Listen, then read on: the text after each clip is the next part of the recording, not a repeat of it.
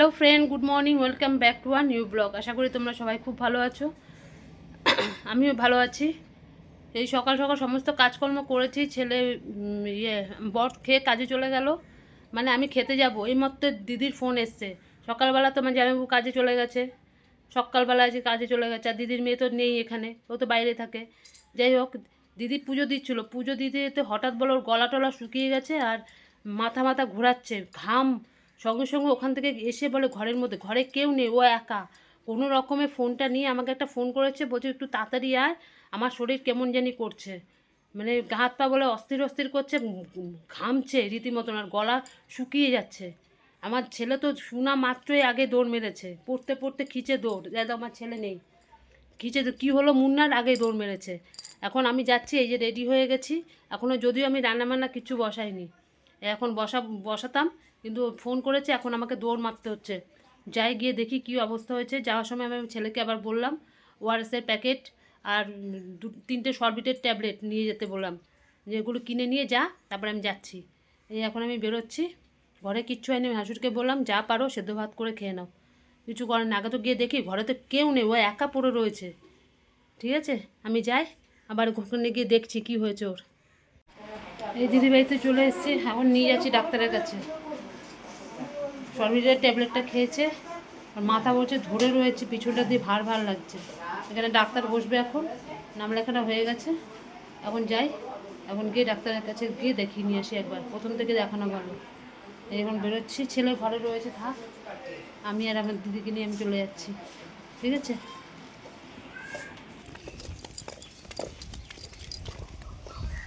এই যে যাচ্ছি গিয়ে নিয়ে, মাঝে মাঝে এক একটা ভিমড়ি দেখায় সব।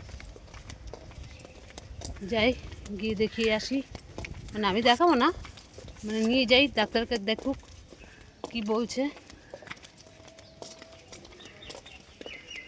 উফ, তার মধ্যে যা রোদের তাপ, ধারণার বাইরে।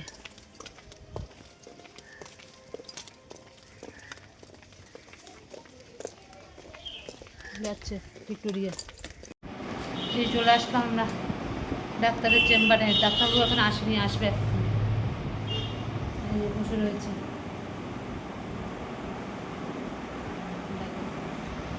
বসে রয়েছে, নিয়ে এসছে, এখন একটা মাছের মতন বসে রয়েছে। দেখি ডাক্তারবাবুকে বলুক কি বলছে। উফ, কি গরম, কি রোদ। ঠিক আছে, শুভ সন্ধ্যা বন্ধুরা। আরে দেখো বাড়ি চলে এসেছি, এই কিছুক্ষণ আগে দিদিবাড়ির থেকে আসলাম। উফ বাবা, আর তো তোমাদের সঙ্গে দেখা হয়নি। ডাক্তারের সঙ্গে কথা বলার পর সমস্ত ওষুধ টষুধ কেনা হলো, বাড়িতে আসা হলো, এসে তারপরে ওষুধগুলো খেলো। সেই বলছে মাথাটা ভার হয়ে রয়েছে, মাথা ভার রয়েছে।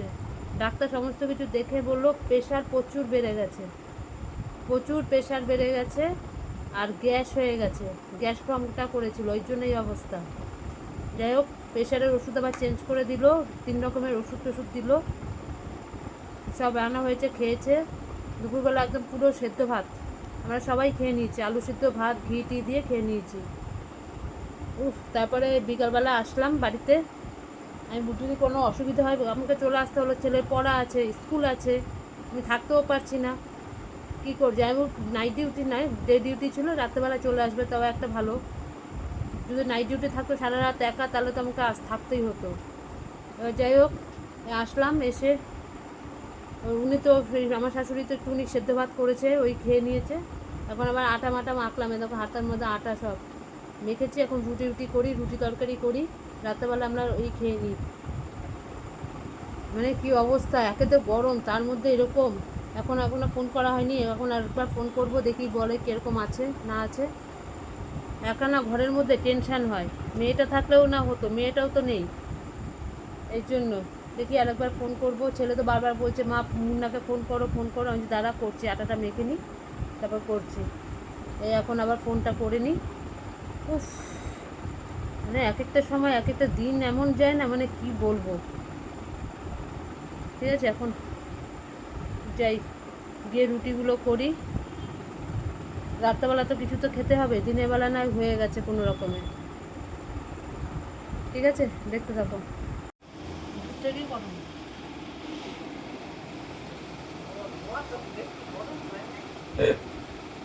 বন্ধ করো। কেন আসো, মারেও দেখো।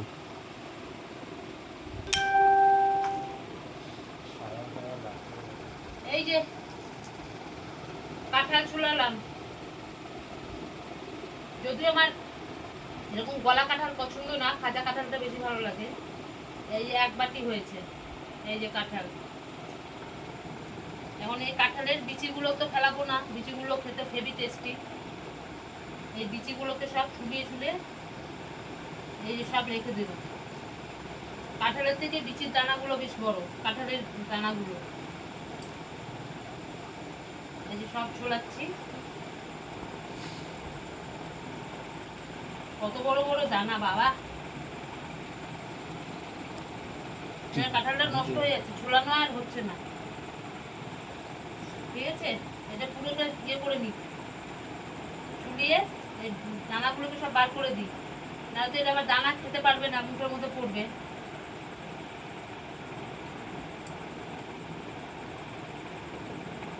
হচ্ছে? হ্যাঁ, এটাকে তো সব ছুলিয়ে নিই। এই যে আমাদের খাওয়া দাওয়া কমপ্লিট। কতগুলো কাঁঠাল, সব কাঁঠাল খেলো, আমার তো আমার গা গুলিয়ে এসেছে। রুটি করলাম, রুটি শুধু আমার বর খেলো, আর বাদ বাকি সব পড়ে রয়েছে। আমাদের বাড়িতে এই কীর্তি হয়, খালি করো করো করো, করার পর তারপরে কিচ্ছু খাওয়া হয় না।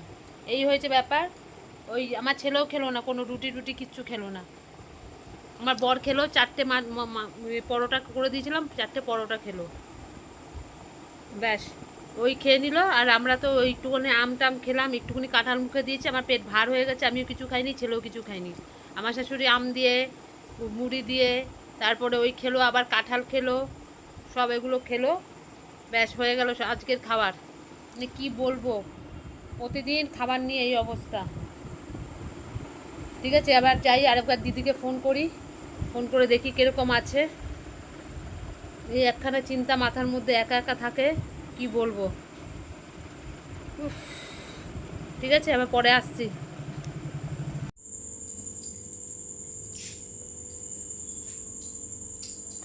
খাওয়া দাওয়া কমপ্লিট।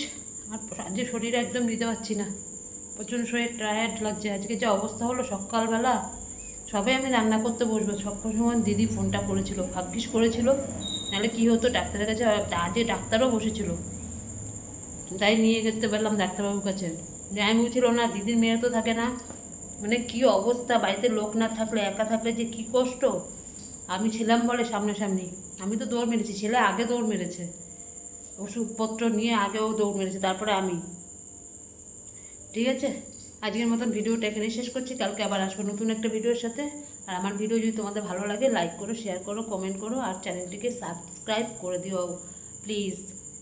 কালকে আবার আসবো, ততক্ষণের জন্য সবাই ভালো থেকো, সুস্থ থেকো, বাই।